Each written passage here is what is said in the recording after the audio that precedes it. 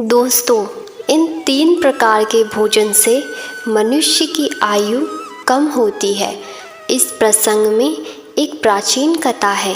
इस कथा के माध्यम से हम आपको बताते हैं कि मनुष्य को किस प्रकार का भोजन करना चाहिए, भोजन करने का सही तरीका और सही दिशा कौन सी है, भोजन कब करना चाहिए तथा भोजन शुरू करने से पहले क्या बोलना चाहिए। दोस्तों, एक बार की बात है, देवर्षि नारद भगवान श्री कृष्ण से मिलने के लिए द्वारिका नगरी में पधारे हैं।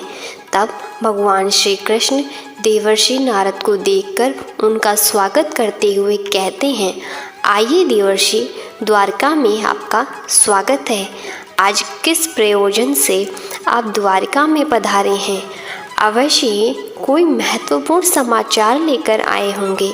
तब देवर्षि कहते हैं, प्रभु, आप सब कुछ जानते हुए भी पूछ रहे हैं। मैं आज आपके पास मेरी एक शंका का निवारण करने के लिए ही आया हूँ। कृपया आप अपने इस भक्त की शंका को दूर कीजिए। तब श्री कृष्ण मुस्कुराते हुए कहते हैं, देवर्षि, मैं अवश्य जानता हूँ कि आप किस कारण से दुखी हैं और आपके मन की दुविधा को मैं भी अवश्य जानता हूँ। इसलिए आपके मन में जो भी शंका है अथवा जो भी प्रश्न है, बिना संकोच हुए पूछिए मुझसे। मैं आपकी शंका का निवारण अवश्य करूँगा। देवर्षि नारद कहते हैं, हे प्रभु, मेरे मन में आज यह जानने की इच्छा है कि मनुष्य को किस प्रकार का भोजन करना चाहिए, किस प्रकार का भोजन मनुष्य की आयु बढ़ाने वाला होता है और किस प्रकार का भोजन आयु को कम करने वाला होता है। प्रभु, मनुष्य को भोजन किस दिशा में मुख करके करना चाहिए, भोजन करने से पूर्व कौन सा मंत्र बोलना चाहिए। कृपया करके आप मुझे इन सभी प्रश्नों के उत्तर दीजिए। तब श्री कृष्ण कहते हैं, हे देवर्षि, आज आपने समस्त मनुष्य जाति के कल्याण के लिए बहुत ही महत्वपूर्ण प्रश्न किया है। यह बात सत्य है कि मनुष्य जिस प्रकार का भोजन करता है उसी के अनुसार उसका स्वभाव, भाग्य और उसका अगला जन्म निर्धारित होता है। हे देवर्षि, इस विषय में एक प्राचीन इतिहास है जो मैं आपको सुनाता हूँ। त्रेता युग में यह कथा महर्षि अगस्त्य ने भगवान श्याम को सुनाई थी, इसलिए इस कथा का महत्व बहुत अधिक है।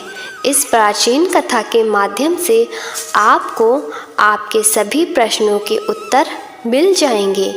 इसलिए आप इस कथा को ध्यान से पूरा अवश्य सुनें और इसका प्रचार करें। जो भी इस कथा का श्रवण करता है उसके समस्त पापों का नाश होता है और उसे सिद्ध वर्षों तक दान करने का पुण्य मिलता है।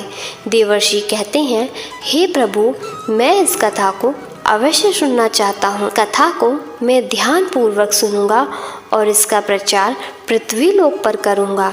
श्री कृष्ण कहते हैं, प्राचीन काल की बात है। उस समय एक बहुत बड़ा जंगल था। उस जंगल का आकार 100 योजन था, लेकिन उस जंगल में कोई भी पशु और पक्षी नहीं रहते थे। केवल वृक्ष और पेड़ पौधे ही थे। कोई भी पशु उस जंगल की तरफ नहीं जाता था, लेकिन उस जंगल के मध्य भाग में एक 4 कोस लंबी झील थी और केवल उसी झील में हंस, बतख तथा अन्य पशु पक्षी रहा करते थे। एक बार अगस्त्य मुनि उस झील के पास से गुजर रहे थे तो उन्होंने एक बहुत ही अजीब चीज़ दिखाई दी। उस झील के पास एक बहुत बड़ा आश्रम था जो बहुत पुराना हो गया था, लेकिन फिर भी अत्यंत सुंदर और पवित्र दिखाई पड़ रहा था। उस आश्रम में कोई भी साधु तथा तपस्वी नहीं रहता था। वह आश्रम पूरी तरह से खाली था। अगस्त्य मुनि एक रात के लिए उस आश्रम में ठहर गए और सुबह होकर वह उस झील के पास चले गए तो उन्हें रास्ते में एक मुर्दा अर्थात लाश पड़ी हुई दिखाई पड़ी, जो शरीर से अत्यंत बलवान और हष्टपुष्ट था, जिसे देखकर मालूम होता था कि वह किसी तरुण पुरुष की लाश है। उस लाश को देखकर अगस्त्य मुनि सोचने लगे कि यह कौन है, इसकी मृत्यु कैसे हो गई तथा वह इस जंगल में आखिर कैसे आया होगा। उस मरे हुए आदमी के बारे में जानने की अगस्त्य मुनि को जिज्ञासा हुई। तभी अचानक आकाश में उन्हें एक दिव्य विमान दिखाई पड़ा और वह दिव्य विमान उस झील के समीप आकर रुक गया। उस विमान से एक दिव्य पुरुष उतरा और वह उस झील में नहाने के लिए चला गया। झील में नहाने के बाद वह बाहर आया और उस मुर्दे का मांस खाने लगा। उसने भर पेट उस मोटे ताजे मुर्दे का मांस खा लिया। फिर से विमान में बैठकर स्वर्ग की ओर जाने लगा। तभी अगस्त्य मुनि ने उस दिव्य पुरुष को आवाज़ लगाई, हे दिव्य पुरुष, तुम कौन हो? तुम देवताओं के समान दिखाई पड़ते हो, किंतु तुम्हारा भोजन बहुत ही घृणित है। तुम मुर्दे का मांस क्यों खा रहे हो? ऐसा भोजन भला कोई देवता कैसे कर सकता है? फिर इस स्वर्गवासी दिव्य पुरुष ने अगस्त्य मुनि की तरफ देखा और उन्हें हाथ जोड़कर प्रणाम करके कहने लगा, हे विप्र, आपको प्रणाम है। मैं आपको मेरी कहानी सुनाता हूँ। पूर्व काल की बात है। विदर्भ देश में मेरे महायशस्वी पिता राज्य करते थे। वासुदेव के नाम से तीनों लोकों में प्रसिद्ध थे और परम धार्मिक व्यक्ति थे। उनकी 2 पत्नियां थीं। उन दोनों पत्नियों से उन्हें एक एक करके 2 पुत्र हुए। मैं उनका सबसे बड़ा बेटा था। लोग मुझे श्वेत के नाम से जानते थे और मेरे छोटे भाई का नाम सूरत था।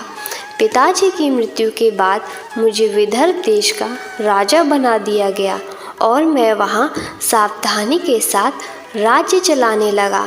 राज्य करते हुए मुझे कई हजार साल बीत गए। फिर एक दिन मुझे वैराग्य हुआ और मैंने राजपाट का त्याग करने का निर्णय ले लिया और मृत्यु प्रयत तपस्या का निश्चय करके मैं जंगल में रहने के लिए चला गया। अपने राज्य को मैंने अपने छोटे भाई सूरत को सौंप दिया और उसे राजा बना दिया। फिर इस झील के पास आकर मैंने कठोर तपस्या करना आरंभ किया। 88,000 वर्षों तक मैंने इस जंगल में तपस्या की और उसी के प्रभाव से मुझे ब्रह्मलोक की प्राप्ति हुई। लेकिन ब्रह्मलोक पहुंचने के बाद भी मुझे भूख और प्यास अधिक सताने लगी। मेरे सभी इंद्रियां तिलमिला उठे। फिर मैंने ब्रह्मलोक के सर्वश्रेष्ठ देवता ब्रह्मा जी से पूछा, हे भगवान, मैंने तो सुना है ब्रह्मलोक में किसी भी प्राणी को भूख और प्यास नहीं लगती। फिर मुझे भूख और प्यास क्यों लग रही है? यह मेरा पीछा क्यों नहीं छोड़ रही है? कृपया आप मुझे बताइए कि मैं किस चीज़ का सेवन करूं? फिर ब्रह्मदेव ने कहा, हे राजन, पृथ्वी पर दान धर्म करने पर ही व्यक्ति इस लोक में भूख प्यास से मुक्त हो जाता है। लेकिन तुमने अपने जीवन काल में कभी दान नहीं किया, किसी भिखमंगा को भीख नहीं दी। तुमने राजमहल में रहकर भी द्वार पर आए अतिथियों का भोजन नहीं दिया। तुमने सदैव ही ऊंची भोजन किया। बिना स्नान किए ही तुम भोजन किया करते थे। भोजन शुरू करने से पहले तुमने ईश्वर का ध्यान नहीं। इसी कारण से तुम्हें यह पाप लगा है। इसलिए तुम्हें ब्रह्मलोक में भी भूख और प्यास का कष्ट उठाना पड़ रहा है। जीवित रहते हुए तुमने अनेक प्रकार के आहार का अकेले ही सेवन किया है। अनेक प्रकार के पकवान तुमने अकेले ही खाए हैं, दूसरों को नहीं दिए हैं, जिससे तुम्हारा शरीर तो बलवान बन गया, किंतु तुम्हारा पुण्य क्षीण हो गया। अब तुम्हारे लिए एक ही उपाय है, उस झील के पास तुम्हारा शरीर पड़ा हुआ है, तुम उसी का मांस खाकर अपनी भूख मिटाओ। ब्रह्मा जी द्वारा इस प्रकार से कहने पर राजा ने कहा, हे प्रभु, अपने शरीर का भक्षण कर लेने के पश्चात मेरा क्या होगा? उसके बाद मैं क्या खाऊंगा? मेरे खाने के लिए कुछ भी शेष नहीं रहेगा। कृपया कुछ ऐसा भोजन बताएं जिसका भक्षण कर लेने पर भूख मिट जाए और जो कभी ख़त्म ना हो। तब ब्रह्मदेव कहते हैं, हे राजन, तुम्हारा शरीर ही मैंने अक्षय बना दिया है, उसे तुम रोज़ खाओगे, फिर भी ये समाप्त नहीं होगा। वह दूसरे दिन फिर से ताज़ा हो जाएगा। इस मृत शरीर के अंग फिर से उग जाएंगे और उन्हें तुम फिर खा सकोगे। और जब तुम अपने शरीर का मांस खाते हुए 100 वर्ष बीत जाएंगे, उसके बाद तुम्हारे इसी जंगल में एक दिन महर्षि अगस्त्य पधारेंगे और उन्हीं के द्वारा तुम इस पाप से मुक्ति पा सकोगे। इस प्रकार से राजा ने सारी हकीम महर्षि अगस्त्य को बता दी और कहने लगे, हे प्रिय, मेरा शरीर कभी नष्ट नहीं होता है और मैं रोज़ आकर अपने शरीर का मांस खाता हूँ। ना जाने कब मुनि अगस्त्य यहाँ पर पधारेंगे और मुझे इस कष्ट से मुक्ति दिलाएंगे। ऐसा सोचते हुए मुझे 100 वर्ष बीत चुके हैं और मैं आज भी उनकी राह देख रहा हूँ। राजा श्वेत का इस प्रकार से कथन सुनकर महर्षि अगस्त्य बोले, अच्छा, तो तुम्हारे सौभाग्य से मैं यहाँ पर आया हूँ। मैं ही मुनि अगस्त्य हूँ और बोलो, मैं तुम्हारी किस प्रकार से सहायता कर सकता हूँ? तब राजा अत्यंत प्रसन्न हुए और ज़मीन पर लेटकर महर्षि अगस्त्य के चरणों को वंदन करने लगे। राजा श्वेत बोले, हे मुनि, कृपया आप मुझे इस घृणित आहार से मुक्त कीजिए तथा जिस पाप के कारण मुझे यह प्राप्त हुआ है, उस पाप से भी मुझे मुक्त कीजिए, जिससे मुझे अक्षय लोक की प्राप्ति हो सके। हे ऋषि, मैं आपको ये दिव्य आभूषण भेंट करता हूँ, कृपया आप मुझ पर कृपा करें। राजा की दुख भरी बातें सुनकर मुनि को उन पर दया आ गई। जैसे ही राजा ने वह दिव्य आभूषण महर्षि अगस्त्य के हाथ पर रखा, उसी समय उनका मृत शरीर अदृश्य हो गया और वे उस पाप से मुक्त हो गए। और फिर महर्षि अगस्त्य से आज्ञा लेकर वे उस दिव्य विमान में बैठकर ब्रह्मलोक चले गए। इस प्रकार से उस राजा श्वेत को दान न करने के पाप से मुक्ति मिली। भगवान श्री कृष्ण कहते हैं, हे देवर्षि, इस प्रकार से उचित भोजन करने के कारण ही विदर्भ देश के महाराज को ब्रह्मलोक में रहने पर भी तृप्ति नहीं मिली और उन्हें पृथ्वी लोक पर आकर स्वयं का ही मांस खाना पड़ा। हे देवर्षि, अब मैं तुम्हें भोजन के नियम बताता हूँ, आप इसे ध्यान से सुनिए। भोजन शुरू करने से पहले थोड़ा सा अन्न भूमि पर रखना चाहिए ताकि देवता, पशु, पक्षी, सर्प, दैत्य तथा प्रेत पिशाच जो अपने कर्म बंधन से बंधे हुए हैं, उन सभी को अन्न की प्राप्ति हो। यदि भोजन करते समय कोई अतिथि आ जाए तो उसका स्वागत करें और उसे आसन देकर प्रणाम करें, उसका सत्कार करें, फिर उसे श्रद्धापूर्वक भोजन कराकर विदा करें, क्योंकि जिसके घर से अतिथि निराश होकर लौट जाता है, उसे वह अपने पाप देकर उसके शुभ कर्मों को ले जाता है।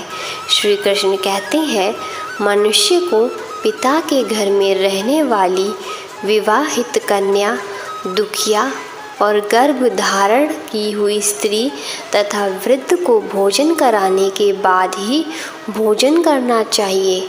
इन सभी को भोजन कराए बिना जो स्वयं भोजन ग्रहण करता है, उसका भोजन पापम बन जाता है। ऐसा व्यक्ति नरक में ही जाता है। जो बालक एवं वृद्ध आदि के हिस्से का भोजन करता है उसका भोजन विष्ठा के समान हो जाता है, और जो बिना दान किए ही भोजन ग्रहण कर लेता है उसका भोजन विष के समान बन जाता है।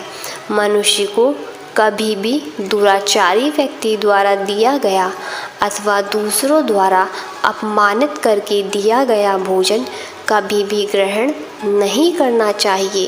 कि परेसे हुए भोजन का अग्र भाग अग्नि को देकर ही भोजन करना चाहिए। भोजन को एकाग्रचित्त होकर करना चाहिए। प्रथम मीठा, फिर लवण और खट्टा, और अंत में कटु एवं तीखे पदार्थों का सेवन करें। प्रथम 3 निवाले मौन होकर ग्रहण करने चाहिए। ऐसा करने से व्यक्ति के सभी पाप कर्म तुरंत नष्ट हो जाते हैं और भगवान की कृपा से उसे जीवन भर कभी अन्न की कमी महसूस नहीं होगी। श्री कृष्ण कहते हैं, पूर्व दिशा में बैठकर भोजन करने से व्यक्ति रोगों से और मानसिक तनाव से मुक्त हो जाता है। बीमार बुजुर्ग को पूर्व की ओर मुख करके भोजन अवश्य कराना चाहिए। इससे उनके स्वास्थ्य में सुधार होता है, क्योंकि पूर्व दिशा उगते हुए सूर्य की दिशा है और सूर्य देव बल, आरोग्य तथा दीर्घायु प्रदान करते हैं। विद्या की अभिलाषा रखने वाले मनुष्य को उत्तर दिशा की ओर मुख करके भोजन करना चाहिए। यह दिशा देवी सरस्वती की दिशा है। ध्यान रहे, दक्षिण दिशा की ओर मुख करके भोजन ना करें, यह मृत्यु की दिशा होती है। इस दिशा में मुख करके भोजन करने से आयु कम होती है। टूटे फूटे बर्तनों में भी भोजन नहीं करना चाहिए, ये दुर्भाग्य और निमंत्रण देता है। भोजन हमेशा स्वस्थ थाली में ही करना चाहिए। गंदी थाली में भोजन करने से जीवन भी दुर्भाग्य आ जाता है। एकादशी के दिन तामसिक अन्न का सेवन ना करें। जो मनुष्य एकादशी के दिन तामसिक अन्न यानी कि मांस का सेवन करता है, लक्ष्मी उससे छोड़कर चली जाती है। भोजन का अपव्यय करना अनर्थ माना गया है, इसलिए थाली में जितना अवश्य हो सके उतना ही भोजन लें। अगर कोई व्यक्ति साथ में भोजन कर रहा हो तो उसका भोजन समाप्त होने तक उठकर नहीं जाना चाहिए, इससे पितृदेव नाराज़ हो जाते हैं। भोजन के बाद थाली में हाथ धोना अनुचित माना गया है। थाली में हाथ धोने से अन्न का अपमान होता है। भोजन के बाद थाली में हाथ धोने वाले लोग नीच योनि में जन्म लेते हैं। सबसे महत्वपूर्ण बात ध्यान रहे कि व्यक्ति को बिस्तर पर बैठकर कतई भोजन नहीं करना चाहिए। ऐसा करने से व्यक्ति कई प्रकार के रोगों से ग्रसित हो सकता है। भोजन केवल ज़मीन पर आसन बिछाकर उस पर बैठकर ही करना चाहिए। भोजन करते समय दिशाओं का ध्यान रखना बहुत ही आवश्यक होता है।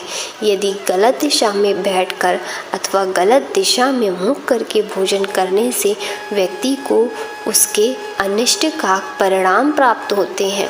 भगवान श्री कृष्ण कहते हैं, जिस भोजन के ऊपर से कोई पैर रखकर चला गया हो अथवा कोई व्यक्ति भोजन को लांघ कर गया हो तो ऐसे भोजन को कभी नहीं खाना चाहिए। ऐसा भोजन अशुद्ध हो जाता है। ऐसे भोजन को पशुओं को खिला देना चाहिए। दूसरों के द्वारा लांघा गया भोजन खाने से मनुष्य की आयु कम हो जाती है और उसके शरीर में भिन्न भिन्न प्रकार के रोग उत्पन्न होते हैं। यदि भोजन में बाल निकल आता है तो ऐसा भोजन त्याजित हो जाता है। यदि अन्न में बाल निकलता है तो उसे ईश्वर को कभी प्रसाद के रूप में नहीं चढ़ाना चाहिए और ना ही स्वयं खाना चाहिए। ऐसा भोजन प्रेतों को प्राप्त हो जाता है। श्री कृष्ण कहते हैं, मनुष्य को दूसरों के लिए परोसा हुआ भोजन भी नहीं करना चाहिए। मनुष्य दूसरों का भोजन छीन के खाता है अथवा किसी को बिना दिए ही स्वयं उस अन्न का उपभोग करता है, उससे देवी अन्नपूर्णा रुष्ट हो जाती हैं। भोजन सभी में बांट कर खाना चाहिए। दूसरे के हिस्से का भोजन करने से मनुष्य के पुण्य कर्म नष्ट हो जाते हैं। पवित्र आसन पर बैठकर अपने पैरों को भूमि पर रखकर पूर्व की ओर सूर्य भीम और मुख होकर अन्न ग्रहण करना ही सर्वोत्तम माना गया है। पूर्वामुख होकर भोजन करने से यश की प्राप्ति होती है और उत्तर की मुख करके भोजन करने से सत्य की प्राप्ति होती है। दोनों हाथ, दोनों पैर तथा मुख को पानी से धोकर ही भोजन करना चाहिए। भोजन के पात्र को भूमि पर रखकर अन्न ग्रहण करना चाहिए, सर्वश्रेष्ठ माना गया है। शास्त्रों में इस प्रकार के भोजन को उपवास के समान बताया गया है। मनुष्य को क्रोध रहित होकर भोजन करना चाहिए। क्रोध की अवस्था में भोजन करने से भोजन का अपमान हो जाता है और कई व्याधि या उत्पन्न होती है। यदि चित्त कहीं और हो तब भी भोजन नहीं करना चाहिए और गुस्से से भरे मन से भी भोजन करना अशुभ होता है। जो जूते पहनकर भोजन करता है, इस प्रकार के भोजन को आसुरी भोजन कहा गया है। ठीक मध्य रात्रि में ठीक माध्यम होने पर भी भोजन करना अशुभ माना गया है। यदि पेट खराब हो तब भी भोजन नहीं करना चाहिए। गीले वस्त्र पहन करके भी भोजन नहीं करना चाहिए, अशुभ माना जाता है। दूसरों के लिए परोसा गया भोजन भी कभी नहीं करना चाहिए। सोते हुए खड़े होकर टूटे फूटे पात्र में भी भूमि पर रखा अथवा हाथ पर रखकर भोजन करने से दरिद्रता आती है। भोजन करते समय वेदों का उच्चारण नहीं करना चाहिए। शास्त्रों के अनुसार स्त्री को पति के भोजन के बाद ही भोजन कर लेना चाहिए। यदि पति घर से दूर हो तो पति को ध्यान करके भोजन ग्रहण करना चाहिए। इससे पति की आयु लंबी होती है और स्त्री सदा सुहागिन रहती है। पति से पहले भोजन करना शास्त्रों में शुभ माना नहीं गया है। इससे पति की आयु कम हो जाती है। इसके साथ ही विष्णु पुराण के अनुसार पति और पत्नी को एक साथ बैठकर भोजन नहीं करना चाहिए। ऐसा करने से दोनों में क्लेश और विवाद होता है। अंधकार में अथवा आकाश के नीचे बैठकर भोजन नहीं करना चाहिए। भोजन करते समय सिर पर छत अथवा वृक्ष की छाया अवश्य होनी चाहिए। केवल एक वस्त्र पहनकर भी भोजन करना अनुचित होता है अथवा नग्न अवस्था में भोजन ग्रहण करना अशुभ होता है। इससे जीवन में दुर्भाग्य आता है। सवारी पर बैठकर अर्थात किसी वाहन में बैठकर भी भोजन ग्रहण करना अनुचित होता है। साथ ही शैया पर बैठकर भोजन करने से व्यक्ति की आयु कम हो जाती है। हंसते हुए अथवा रोते हुए भोजन करना अनिष्टकारक होता है। इससे गले में अन्न फंसकर प्राण जा सकने का खतरा होता है। तो दोस्तों, इस प्रकार से भगवान श्री कृष्ण ने देवर्षि नारद को भोजन करने का महत्व बताया है। आपको यह कथा कैसी लगी कमेंट करके अवश्य बताएं। जानकारी अच्छी लगी तो वीडियो को लाइक ज़रूर करें और कमेंट में जय श्री कृष्ण अवश्य लिखें। साथ ही चैनल को सब्सक्राइब करें। आप सभी का धन्यवाद।